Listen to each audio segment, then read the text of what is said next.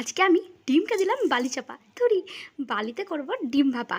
এই জন্য প্রথমে দেখো পেঁয়াজটাকে ভেজে বেরেস্তা বানিয়ে নিলাম। দেখো বন্ধুরা, বেরেস্তা রেডি। এবার ডিমটা কেটে নেব পিস পিস করে। 3টে সিদ্ধ করা ডিম নিয়েছি। এবার হলুদ আর লবণ মিশিয়ে দিয়ে তেলে হালকা লাল লাল করে ভেজে নেব।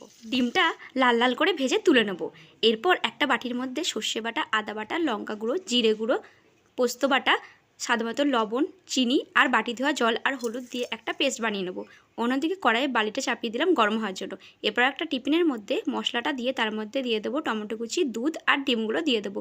ওপর থেকে আবার একটু মশলা ছড়িয়ে এর মধ্যে আবারও কিছুটা টমেটো কুচি, ধনেপাতা, কাঁচা লঙ্কা আর বেরেস্তাটা দিয়ে ভালো করে মিক্স করে নেবো।